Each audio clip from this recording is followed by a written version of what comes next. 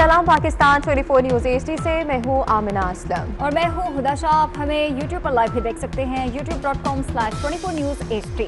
हम बुलेटिन का बाकायदा आगाज करेंगे। सबसे पहले आपको बताएं, वफाकी हुकूमत का तालीमी इदारे खोलने का ऐलान। वज़ीर तालीम शफकत महमूद ने ऐलान किया कि 18 जनवरी से 9वीं से 12वीं तक क्लासेस शुरू होंगी, जबकि 1 फरवरी से प्राइमरी से 8वीं तक स्कूल खुलेंगे। तो आपको बता रहे हैं, वफाकी हुकूमत का तालीमी इदारे खोलने का ऐलान। वज़ीर तालीम शफकत महमूद ने ऐलान किया है कि 18 जनवरी से 9वीं से 12वीं तक क्लासेस शुरू होंगी, 1 फरवरी से प्राइमरी से 8वीं तक स्कूल खुलेंगे। जो फैसले आज किए गए हैं वो ये हैं कि जो 9 से 12, 9, 10, 11, 12 है, ये वो क्लासेस हैं जिनके इम्तिहानात होने हैं। और हुकूमतों ने, सूबाई और वफाकी हुकूमत ने ये फ़ैसला किया है कि इस साल बग़ैर इम्तिहान के किसी बच्चे को पास नहीं किया जाएगा, जिस तरह पिछले साल किया गया था। इसलिए ज़रूरी है कि 9, 10, 11, 12 जो है जिन्होंने इम्तिहान देना है, उनकी तालीम का सिलसिला शुरू किया जाए। तो इसलिए 18 तारीख, जैसे कि पहले फ़ैसला किया गया था, 18 तारीख को 9, 10, 11, 12 जो है वो खुल जाएंगे और उनका तालीम का सिलसिला जो है इम्तिहान के निस्बत से वो शुरू हो जाएगा। उसके बाद ये फ़ैसला किया गया कि जो 25 को क्लास प्री यानी कि पहली से या पहली से पहले से लेके 8वीं तक जो क्लासेस खुलनी थी, उसका फ़ैसला किया गया कि उसको 1 हफ़्ता आगे कर दिया जाएगा। यानी कि अब प्राइमरी और सेकेंडरी और जो प्राइमरी और 6, 7, 8 है, वो बजाय 25 के खुलने के, वो अब हमने इरादा किया है कि वो फ़ैसला किया है कि वो 1 तारीख को खुलेंगे। उसके बाद जो हायर एजुकेशन इंस्टीट्यूशंस हैं, जिसका पहले ही फ़ैसला 1 फरवरी को हुआ था, वो भी 1 फरवरी को खुल जाएंगे। मैं दोबारा रिपीट करता हूँ कि 9, 10, 11, 12 जिस तरह पहले फ़ैसला किया गया था, 18 तारीख को ही खुलेंगे सारे स्कूलों में। और जो क्लास 1 to 8 है, वो अब बजाय 25 जनवरी के वो 1 फरवरी को खुलेंगे। और जो हायर एजुकेशन इंस्टीट्यूशन जिनका पहले भी फ़ैसला हुआ था, वो भी 1 फरवरी को खुलेंगे। अब इसके साथ साथ कुछ और चीज़ों के बारे में भी तफसीली बहस के बाद फ़ैसला हुआ है, और वो ये है कि जो हमारे इन्फेक्शन के रेट्स हैं, वो मुख्तलिफ़ शहरों में मुख्तलिफ हैं। बड़े बड़े जो सेंटर्स हैं पॉपुलेशन के, लाहौर, कराची, पेशावर, हैदराबाद, वहाँ पे ज़्यादा आपको इन्फेक्शन नज़र आती है और कुछ और जगह पे इन्फेक्शन कम नज़र आती है। तो अगले हफ्ते 9, 10, 11, 12 तो खुल जाएंगे, लेकिन अगले हफ्ते national command and operation centre में हम डेटा का दोबारा स्टडी करेंगे। डेटा प्रोटेक्शन कवानीन ना बनाने पर सिंध हाई कोर्ट ने वफाकी हुकूमत पर इजहार बरहमी किया है। जस्टिस मोहम्मद अली मजहर ने रिमार्क्स दिए, अगर डेटा फरोख्त हो गया तो फिर क्या करेंगे? दुनिया भर में अगर कानून मौजूद है तो हमारे पास क्यों नहीं है? इसी हवाले से बात करेंगे। बिलाल अहमद हमारे साथ मौजूद है। बिलाल, बताएगा मजीद क्या कहा जज साहिबान ने? जी, सिंध हाई कोर्ट के जस्टिस मोहम्मद अली मजहर की सरबराही में 2 रुकनी बेंच ने 11.5 करोड़ पाकिस्तानियों का हसास डेटा फरोग करने से मुतल्लिक दरखास्त की समाअत की है। दौरान समाअत वफाकी हुकूमत की जानिब से कानून साजी ना करने पर अदालत ने इजहार बरहमी किया है और अपनी ऑब्जर्वेशन में जस्टिस मोहम्मद अली मजहर ने कहा कि दुनिया भर में अगर कवानीन मौजूद हैं तो हमारे पास मौजूद क्यों नहीं है? अगर डेटा फरोख्त हो गया तो फिर क्या किया जाएगा? ये कौमी मफाद आमा का मामला है, लिहाजा फौरी तौर पर इकदाम किए जाएं।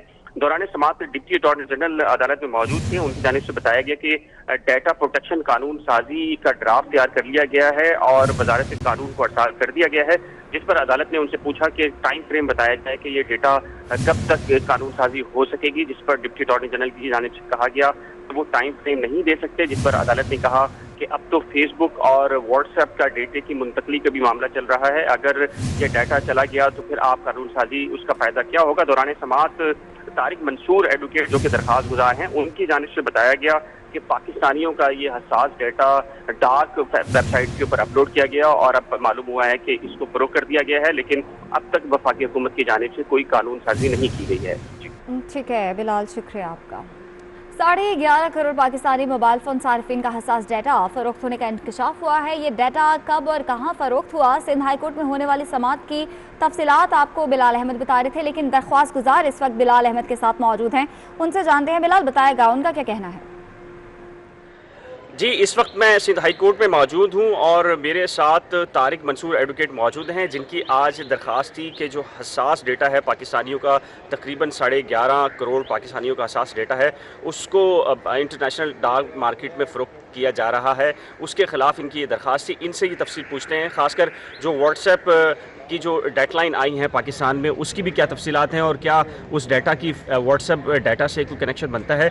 जी तारिक साहब, ये बताइएगा कि आपकी आज दरख्वास्त थी, तो ये दरख्वास्त बुनियादी तौर पर है क्या आपकी? देखिए, हमारी जो दरख्वास्त थी वो 11.5 करोड़ पाकिस्तानियों का जो मोबाइल फ़ोन कंज्यूमर्स का जो डेटा है वो रिपोर्टेडली डार्क वेब पे 9 अप्रैल 2020 को सेल के लिए फ़रोख्त के लिए पेश हुआ 300 बिटकॉइंस में, जो 2.1 मिलियन US डॉलर्स बनते हैं और तकरीबन $67,000 US डॉलर का एक डॉलर बनता है। अब इसमें जो है पाकिस्तान में 16.5 करोड़ मोबाइल कंज्यूमर्स हैं। हमने कहा कि फौरी तौर पे इसको डाटा जो है, हमने लास्ट ईयर जो पिटीशन की थी कि इसको रोका जाए थ्रू इंटरपोल, इस डार्क वेब के जरिए जो डाटा फ़रोख्त हो, ताकि उसमें पर्सनल डिटेल्स मौजूद थी।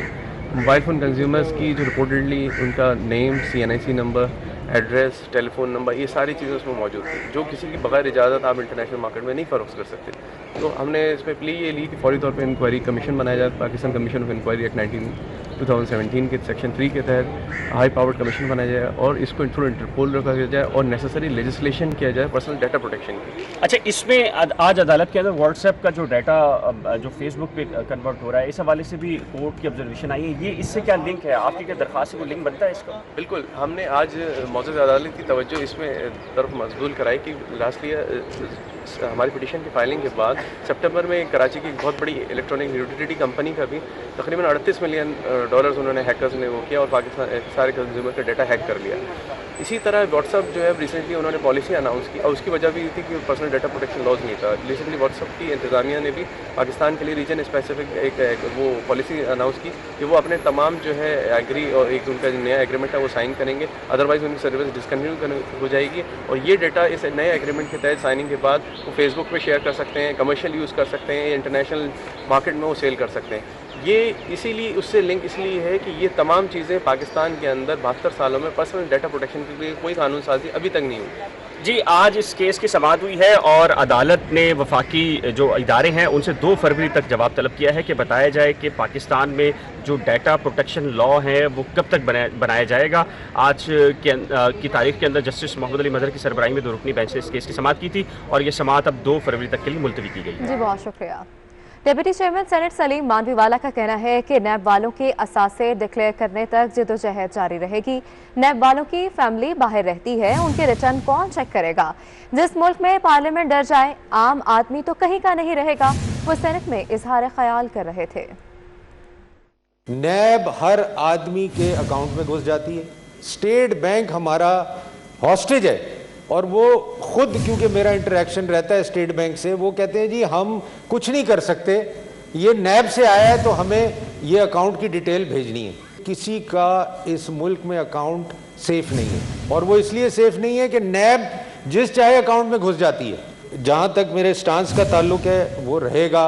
चेयरमैन नैब कहते हैं जी मैं ब्लैकमेल हो रहा हूँ, कौन उनको ब्लैकमेल कर रहा है वो आके हमें बताएं, उनको कौन ब्लैकमेल कर रहा है और कौन उनसे ये गलत काम करवाना चाह रहा है। जिस मुल्क में पार्लियामेंट डर जाए तो आम आदमी तो बेचारा वो तो कहीं का नहीं है। पार्लियामेंट नैब एफएक्टीज को मिले, ह्यूमन राइट्स वायलेशन जो हुई हैं उनको देखा जाए। अप्रिशिएट करता हूँ बाबर अवान साहब को भी, उन्होंने भी इस पे मुझे सपोर्ट किया और उन्होंने कहा कि जी आप सही बात कर रहे हैं, गवर्नमेंट को नैब का एहतसाब करने में क्या ऑब्जेक्शन है। इंजीनियर मंगी साहब जो हैं हमारे DG वो उनकी फैमिली मुल्क से बाहर रहती है। तो भाई अगर वो बाहर रहती है तो उनका हम क्यों नहीं पूछ सकते? हम उनके रिटर्न, वो हमारे रिटर्न निकालने में तो बड़े उस्ताद हैं, तो हम उनके क्यों नहीं चेक कर सकते कि जी इनकी फैमिली बाहर कैसे रहती है, कौन इनके एक्सपेंसेस देता है, कौन इनके ट्रैवल एक्सपेंसेस देता है, इनके रिटर्न हम क्यों नहीं मंगा सकते और हम चेक कर सकते हैं? हम बिल्कुल कर सकते हैं और हम करेंगे सर। वज़ीर-ए-आज़म के मशीर बाबर अवान का कहना है कि एहतसाब के दरवाजे पर ताला डालकर चाबी किसी को नहीं दी जाएगी। पाकिस्तान में इदारे बने, कभी चलने नहीं दिए गए, कभी मजबूत नहीं होने दिए गए। मुल्क की कोई अदालत कानून नहीं बना सकती। वो सेनेट में इजहार ख्याल कर रहे थे। पार्लियामेंट कोई जजमेंट पास नहीं कर सकती, एडजुडिकेट नहीं कर सकती। इसी तरह से मुल्क की कोई अदालत भी कोई कानून बना नहीं सकती। वो ये कहे कि ये बड़ा बुरा कानून है, इसके नतीजे ठीक नहीं है, ये लीजिए जनाब हमने एक कानून आपको दे दिया, no can not do this. जब से ये कानून बना है उस कानून में पिछली किसी गवर्नमेंट के दौर में अमेंडमेंट करने, रिफॉर्म करने की कोशिश नहीं की गई। ममनुआ ज़राए से गैर मुल्की पार्टी फंड्स की तहकीकात के लिए तहरीक इंसाफ आज इलेक्शन कमीशन में नून लीग और पीपल्स पार्टी के खिलाफ एक और दरख्वास्त दायर करेगी। ज़ीशान भट्टी बताएगा इसकी डिटेल्स। ज़ीशान, अगर आपको मेरी आवाज आ रही है तो बताएगा। जी बिल्कुल, देखिए जो तहरीक इंसाफ के रुकने कौमी असम्बली है फरख हबीब, जिन्होंने नो लीग और पीपल्स पार्टी की फंडिंग की तहकीकात के लिए इलेक्शन कमीशन में दरखास्त दे रखी है 2017 से। आज उनकी जानिब से एक और दरखास्त तैयार की गई है और कुछ ही देर बाद कमीशन में हो जाएगी और वो इलेक्शन दरखास्त जो उन्होंने मेल तो भेज दिया इलेक्शन कमीशन को और बाय हैंड जमा करवाने भी वो भी पहुंच गए। उनका ये कहना है कि नवंबर 2017 से ये मामला इलेक्शन कमीशन में जेर इल्तवा है। तो जैसे कि तहरीक इंसाफ के खिलाफ जो फंडिंग केस है वो हफ्ते में अब 3 दिन समाप्त हो रही है, इसी तरह अब जो नून लीग और पीपल्स पार्टी के खिलाफ जो तहरीक इंसाफ ने दरखास्तें दे रखी हैं उसकी भी रोजाना की बुनियाद पर समाप्त की जाए। और उनका ये भी कहना है फरख हबीब का कि हमने ठोस शवाहिद भी पेश किए हुए हैं उस दरखास्त के साथ अटैच किए हुए हैं, तो लिहाजा हमारी दरखास्त है सिक्योरिटी कमेटी से कि वो इन दोनों सियासी जमातों के खिलाफ भी अपनी कार्रवाई तेज करें। ठीक है ज़ीशान, हमारे साथ मौजूद रहिएगा, आपसे एक और खबर पे तफसीलात लेंगे। नून लीग और पीपल्स पार्टी की फॉरेन फंडिंग की जांच पड़ताल रोजाना की जाएगी और दरख्वास्त गुजार रुकनी कौमी असम्बली फरूख हबीब ने इलेक्शन कमीशन से रुजू कर लिया है। ज़ीशान, इसकी भी डिटेल्स बताइए।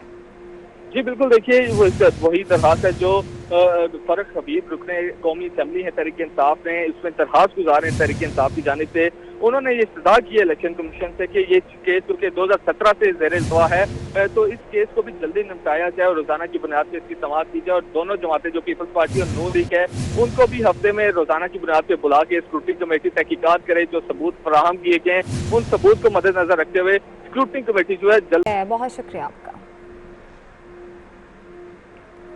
रहनुमा पीपल्स पार्टी खुर्शीद शाह कहते हैं नदीम अफजल चंद गैरतमंद हैं जो हुकूमत से अलग हो गए।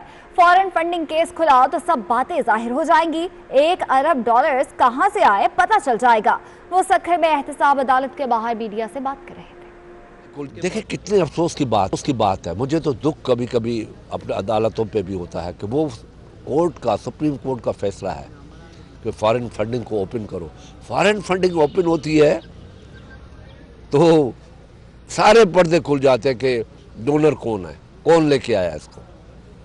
हमारे लिए कानून है, कहते हैं कि आपने वो पैसा जो क्या कहते हैं भेजते हैं बाहर, मनी लॉन्ड्रिंग करते हैं, आपके पास ये पैसे आए हैं। भाई हमारे लिए ये कानून है, हुकूमत के लिए कानून क्यों नहीं है कि वो पैसे कहाँ से आए, किसने भेजे, मनी लॉन्ड्रिंग किसने की। मनी लॉन्ड्रिंग हुई है, इलेक्शन 2018 में मनी लॉन्ड्रिंग हुई है। $1 अरब बैंक में पड़ा हुआ है, किसका है बताया जाए, वो बातें नहीं खुलेंगी। कल से मैं इनको कंफ्यूज देख रहा हूं। यहाँ वक्त हुआ एक ब्रेक का और ब्रेक के बाद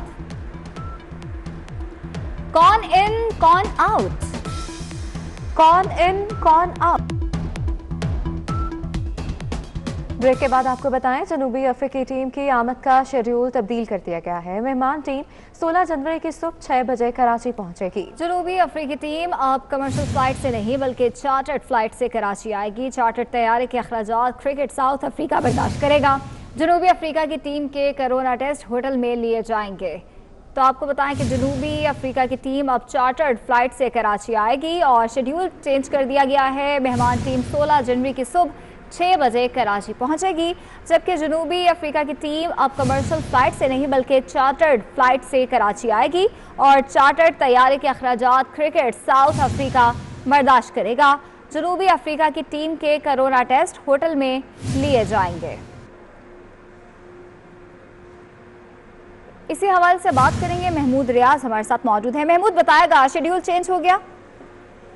जी, शेड्यूल चेंज हुआ है। साउथ अफ्रीका की टीम जो है वो 14 साल बाद पाकिस्तान का विजिट कर रही है। पहले उन्होंने बरास्ता दुबई जो है वो निजी एयरलाइन से आना था, लेकिन अब उनका पाकिस्तान में जो सिविल एविएशन है उसके साथ राब्ता हुआ है, जिसके बाद जो है वो चार्टर्ड प्लेन के जरिए कल सुबह 6 बजे डायरेक्ट जो है कराची पहुंचेंगे। उसके बाद उनको प्रेसिडेंट लेवल की सिक्योरिटी दी जाएगी और कराची के होटल के अंदर उनको ले जाया जाएगा, जहां पे तमाम टीम के जो है कोविड टेस्ट होंगे और उसके साथ ही कराची जिमखाना में जो उससे मुतसिल है वहां पर उनके लिए प्रैक्टिस सेशन का एहतमाम किया गया है, जहां पे पिचेस की तैयारियां भी पीसीबी के वो निगरानी में जारी हैं। और उसके बाद जब उनके टेस्ट नेगेटिव आ जाएंगे और वो अपना क्वारंटाइन कर लेंगे, फिर वो नेशनल स्टेडियम के अंदर प्रैक्टिस कर सकेंगे और कराची के अंदर 26 जनवरी से जो है वो पहला टेस्ट जो होगा, उसके बाद दूसरा टेस्ट पिंडी में होगा और 3 जो मैचेस जो है T20 वो लाहौर में खेले जाएंगे। तो यकीनन जनूबी अफ्रीका की टीम 14 साल बाद कराची आ रही है और जिस तरीके से कि पाकिस्तान के अंदर सिक्योरिटी के हालात बेहतर हुए और इंटरनेशनल टीम्स का आना जो है वो एक इंतहाई अच्छा शगुन है, जिसके बाद जो है कि फिर 20 फरवरी से PSL 6 का मरहला भी शुरू हो रहा है, जिसके अंदर के कई गैर मुल्की खिलाड़ी एक्शन में नजर आएंगे। जी ठीक है, बहुत शुक्रिया आपका। आपको बताएं, सिंध रेंजर्स ने कराची के इलाके सरजानी में कार्रवाई करके भत्ताखोरी समेत मुतअद्दिद वारदातों में मुलव्वस मुलजिम गिरफ्तार कर लिया है। गिरफ्तार मुलजिम पुलिस को मुतअद्दिद केसेस में मतलूब है। अहम खबर है, सिंध रेंजर्स ने कराची के इलाके सरजानी में कार्रवाई करके भत्ताखोरी समेत मुतअद्दिद वारदातों में मुलव्वस मुलजिम गिरफ्तार कर लिया है। गिरफ्तार मुलजिम पुलिस को मुतअद्दिद केसेस में मतलूब है। तो आपको अहम खबर से अपडेट कर रहे हैं। सिंध रेंजर्स ने कराची में बड़ी कार्रवाई की है और भत्ताखोरी समेत मुतअद्दिद वारदातों में मुलव्वस मुलजिम को गिरफ्तार कर लिया है। गिरफ्तार मुलजिम पुलिस को मुतअद्दिद केसेस में मतलूब है। सिंध रेंजर्स ने कराची के इलाके सरजानी में ये कार्रवाई की है। भत्ताखोरी समेत मुतअद्दिद वारदातों में मुलव्वस मुलजिम को गिरफ्तार कर लिया गया है। गुलकार और अदाकार अली जफर के खिलाफ मुहिम चलाने के केस में लाहौर की अदालत ने गुलकारा मीशा शफी समेत दीगर मुल्जिमान को समन जारी कर दिए हैं। मुल्जिमान को 18 जनवरी को अदालत पेश होने का हुक्म भी जारी किया गया है। गुलकार और अदाकार अली जफर के खिलाफ मुहिम चलाने के केस में लाहौर की अदालत ने गुलकारा मीशा शफी समेत दीगर मुल्जिमान को समन जारी कर दिए हैं और मुल्जिमान को 18 जनवरी को अदालत पेश होने का हुक्म दिया गया है।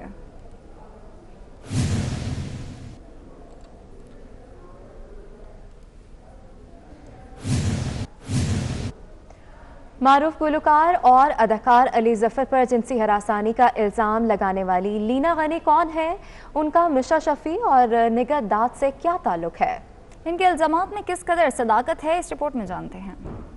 ये हैं अली जफर पर जिनसी हरासानी का इल्जाम लगाने वाली लीना गनी। इनका दावा है कि ये मीशा शफी को नहीं जानती, मगर ये क्या, जराए के मुताबिक मौसूफा तो national college of arts Lahore में मीशा शफी के साथ पढ़ती रहीं और तब से इन दोनों की दोस्ती भी चली आ रही है। लीना गनी ने अपने फनी करियर का आगाज मेकअप आर्टिस्ट के तौर पर किया और वो भी मीशा शफी के जरिए, और इसकी गवाह है लीना के इंस्टाग्राम की ये पहली पोस्ट। लीना कहती हैं कि अली जफर ने उन्हें 2014 में हिरासा किया। यहाँ सवाल ये पैदा होता है कि अगर वाकई ये सच है तो लीना ने अपनी बहन को अली जफर के हमरा बॉलीवुड फनकारों से मिलने मुंबई क्यों भेजा था, और जनाब वो भी तने तनहा। औरत मार्च की ऑर्गेनाइजर लीना गनी न सिर्फ मीशा शफी की दोस्त हैं बल्कि उनकी निगहदाद से भी यारी है। वही निगहदाद जो अली जफर के खिलाफ मीशा शफी की वकील और फ्रॉड की मुल्जिमा है।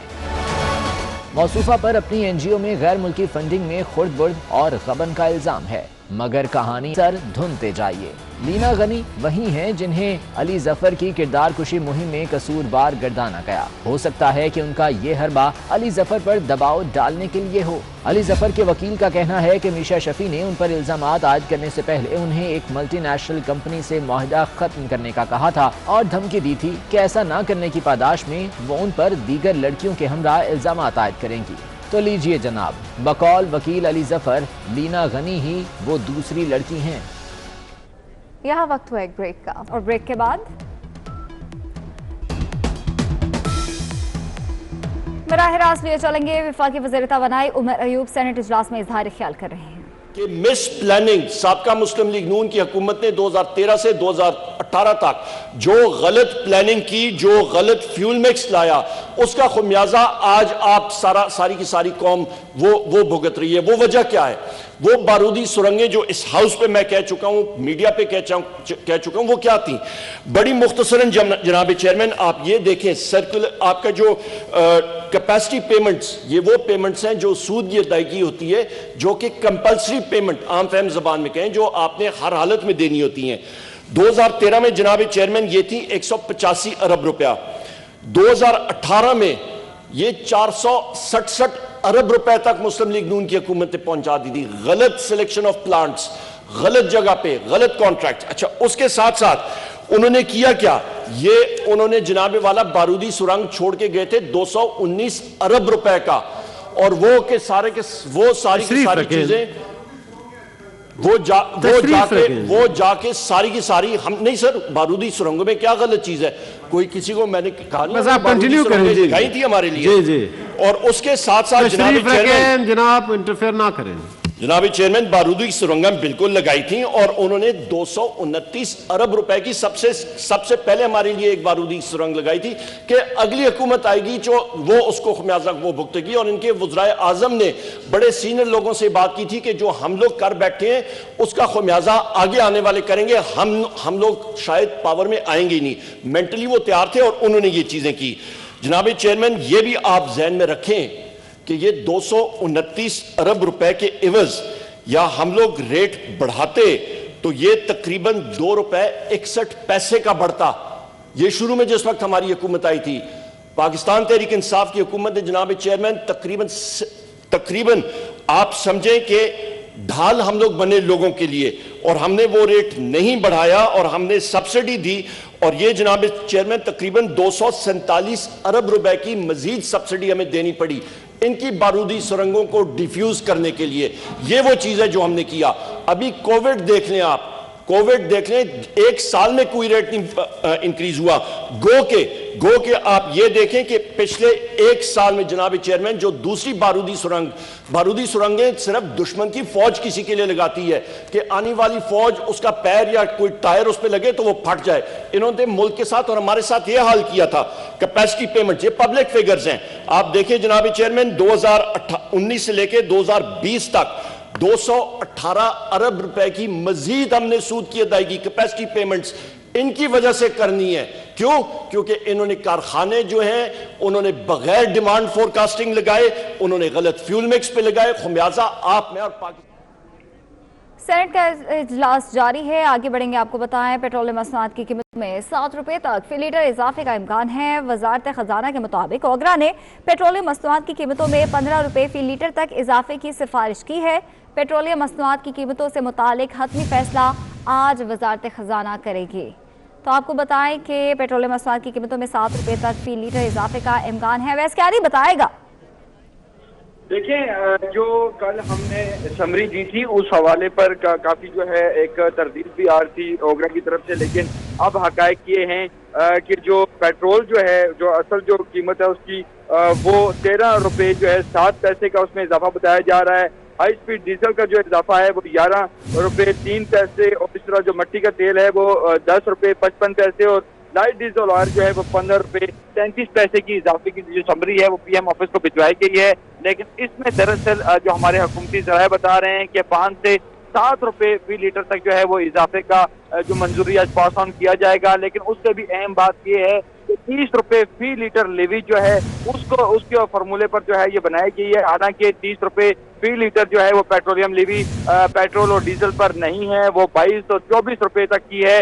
लेकिन जो 30 रुपए फी लीटर के हिसाब से लेवी पर जो ये फार्मूलेट जो कैलकुलेट किया गया है और जो इजाफा बताया गया है उसको अभी हुकूमत जवाब बना रही है कि इसके निस्बत जो है हम कम जो है पास ऑन कर रहे हैं। लेकिन कल जो हमने 24 न्यूज़ से खबर दी थी कि असल ही इजाफा तकरीबन 4 से 5 रुपए फी लीटर तक का है जो मौजूदा लिखी है। लेकिन ये तमाम तर सूरत हाल है, उसका फैसला हो जाना है। और अभी हमें हुकूमती ज़राए बता रहे हैं कि 5 से 7 रुपए फी लीटर जो है वो इजाफा और कुछ रुपए तक इजाफा जो है वो हो सकता है।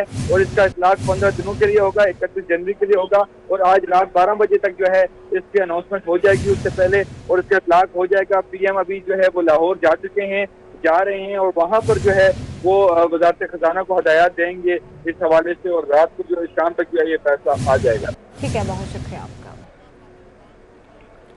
कराची में महमूदाबाद नाले पर तजावुजात के खिलाफ ऑपरेशन 12वें रोज भी जारी। 50% से ज्यादा रकबे पर कायम पक्की तजावुजात खत्म कर दी गई हैं। ऑपरेशन में मजीद कितने रोज लगेंगे ये बताएंगे नवीद सदीकी। जी नवीद।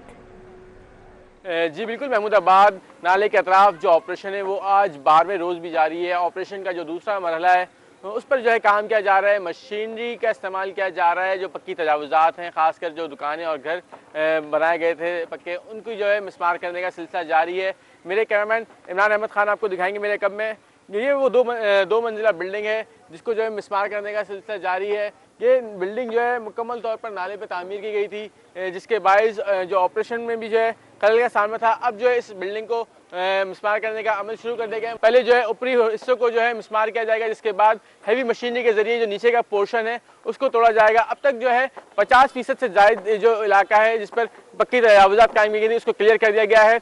आज जो है लेकिन 12वां रोज़ है, जबकि जो दूसरे मरहले का आज 5वां रोज़ है।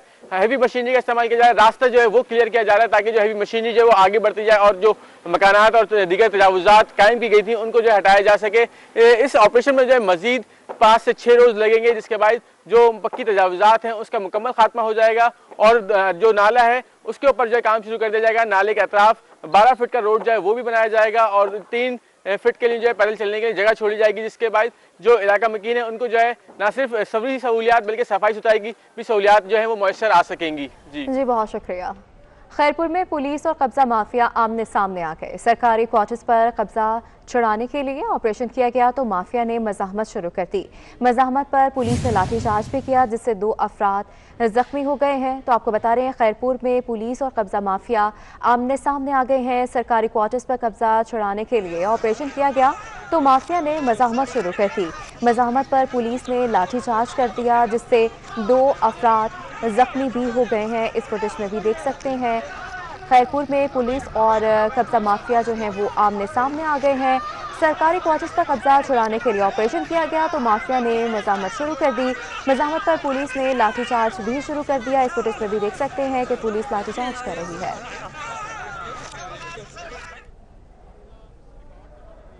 कराची में कचरे के ढेर लग गए। एयरपोर्ट के एतराफ की सड़क पर भी कचरा ही कचरा है। मजीद तफसीलात मानिया शकील से जान लेते हैं जो इस वक्त कराची एयरपोर्ट के एतराफ में मौजूद हैं। मानिया, बताइएगा क्या सूरत हाल है यहाँ? जी बिल्कुल, जिस तरह से हम शहर कायद के कई इलाकों में देखते हैं कि कचरे के अंबार मौजूद हैं, लोगों को दुश्वारियों का सामना है, उसी तरीके से हम देखते हैं कि अब एयरपोर्ट के अतराफ में जो कचरा मौजूद है उसकी वजह से फ्लाइट ऑपरेशन भी मुतासर होने लगे। मेरे कैमरा मैन नुमान आपको इस वक्त की सूरत हाल दिखाएंगे कि मैं इस वक्त एयरपोर्ट जाने वाले रोड के अतराफ पे मौजूद हूँ और यहाँ तकरीबन आधा रोड जो है वो कचरे की वजह से ढक चुका है। कचरे के अंबार मौजूद है जिसकी वजह से ताफुन तो उठ रहा है, लेकिन साथ साथ जो है हम देख रहे हैं मवेशी भी मौजूद है। और अगर फिजा की तरफ मेरे कैमरामैन अपने दिखा सके कि किस कदर परिंदे उड़ते हुए नजर आ रहे हैं, जिसकी वजह से जिसमें चीले भी हैं, कौवे भी हैं, मुख्तलिफ परिंदे हैं जो यहाँ कचरे की वजह से यहाँ पे आते हैं और जिससे फ्लाइट ऑपरेशन जो है मुतासर होते हैं। अक्सर ये परिंदे रनवे पे होते हैं, कभी परिंदे जो है प्लेन से भी टकरा जाते हैं, तो मुख्तलिफ चीज़ें हम देखते हुए आते हैं जिससे दुश्वारियों का जहाँ कराची के शहरी दुश्वारियों का सामना कर रहे हैं, वहीं पे जो फ्लाइट ऑपरेशन है वो भी मुतासर होते नजर आते हैं। हम अक्सर केसेस में इस तरह से देखते हुए आ रहे हैं कि परिंदे जो है वो प्लेन से टकरा गए, जिसके बायस जो है वो फ्लाइट ऑपरेशन मुतासर हुआ। तो जहाँ कचरे के अंबार शहरियों को, ज़मीन पे चलने वाली गाड़ियों को, शहरियों को मुतासर कर रहे हैं, वहीं फ्लाइट ऑपरेशन को भी मुतासर कर रहे हैं। साथ साथ हम देखते हैं कि ये कचरा आज का नहीं है, ये कचरा काफ़ी दिनों से यहाँ पे मौजूद है और ये कचरे का अंबार सिर्फ इस रोड पे भी मौजूद नहीं बल्कि इस जगह पे मौजूद नहीं, इससे आगे भी जो सड़क है वहाँ पे भी इसी तरह के कचरे के ढेर मौजूद हैं, जिसकी वजह से शहरियों समेत अब एयरपोर्ट को भी दुश्वारियों का सामना करना पड़ रहा है। जी मानिया, बहुत शुक्रिया तफसीलें नगाह करने के लिए। सिंध में गैस बहरान शदीद तर हो रहा है। शहर कायद के सार्फिन समेत 7 इंडस्ट्रियल जोन्स गैस की कमयाबी का शिकार हैं। सदर कराची चैम्बर्स शारिक वहरा ने गैस बहरान के जिम्मेदारान के खिलाफ कार्रवाई का मुतालबा भी कर दिया है। मजीद तफसीलात जान लेते हैं अशरफ खान से। अशरफ खान, अपडेट कीजिएगा हमें। सिंध में गैस बहरान शिद्दत इख्तियार करता जा रहा है और सबसे ज़्यादा इम्पैक्ट जो है सनतकों पे नज़र आ रहा है। जो 7 इंडस्ट्री जोन्स हैं वहाँ गैस प्रेशर भी कम है। इसके साथ निजी बिजली घर हैं, उनको मुतवातिर जो है गैस की सप्लाई कभी बंद कर रहे हैं, कभी खोल रहे हैं। और जो जनरल इंडस्ट्रीज़ हैं उनको 31 जनवरी तक गैस की सप्लाई बंद है। कराची चैम्बर के सदर जो है शारिक वोरा हमारे साथ मौजूद हैं, जानते हैं जो पैदावार पर कितना असर पड़ रहा है। जी सर, क्या आप देख रहे हैं और गैस ना मिलने से क्या मसाइल हो रहे हैं?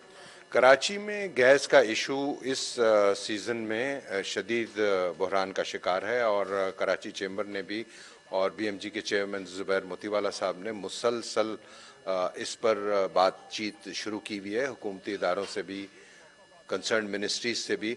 लेकिन जो सबसे बड़ा इशू इंडस्ट्री को फेस करना पड़ रहा है वो ये है कि ऐसा तासुर दिया जा रहा है गैस कंपनीज की तरफ से और हुकूमत की तरफ से कि शायद इंडस्ट्री उनकी प्रायोरिटी नहीं है।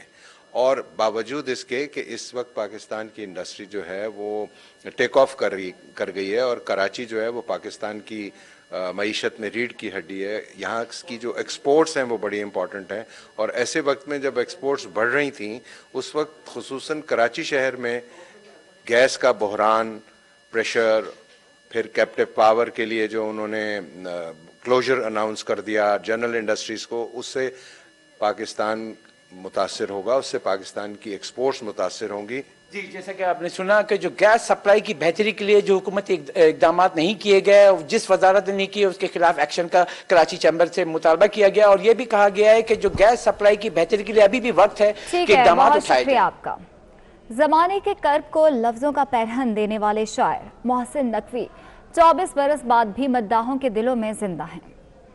ज़बान के कादिरुल कलाम शायर मोहसिन नकवी 5 मई 1947 को डेरा गाजी खान में पैदा हुए। उनका असल नाम सैयद गुलाम अब्बास नकवी था। वो तखल्लुस के लिए मोहसिन इस्तेमाल करते थे, इसलिए उन्हें मोहसिन नकवी के नाम से जाना जाता है। मोहसिन नकवी के कलाम में इंसानी रवैयों के रंग बहुत खूबसूरती से झलकते हैं। आपकी गजलों को मुल्क के नामवर गायकों ने अपनी खूबसूरत आवाज में गाया। मोहसिन नकवी ने 12 से जायद कुतुब लिखी, जिनमें मौजे अदराक, बरगे सहरा, बंदे कुबा, अजाब दीद, तुलुए अश्क, रिदाए ख्वाब, रेज़ाए हर्फ वगैरह काबिल जिक्र हैं। 1994 में हुकूमत पाकिस्तान ने उन्हें सदारती तमगा बराए हुस्न कारकर्दगी से नवाजा। 15 जनवरी 1996 को 49 बरस की उम्र में उर्दू अदब का ये मोहसिन अपने मद्दाहों को आसूदा कर गया। यहाँ वक्त हो एक ब्रेक का।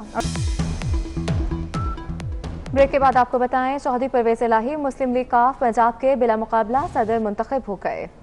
कामिल अली आगा बिला मुकाबला जनरल सेक्रेटरी मुंतखब हो गए हैं। आपको बताएं कि चौधरी परवेज इलाही मुस्लिम लीग काफ पंजाब के बिला मुकाबला सदर मुंतखब हो गए, जबकि कामिल अली आगा बिला मुकाबला जनरल सेक्रेटरी मुंतखब हो गए।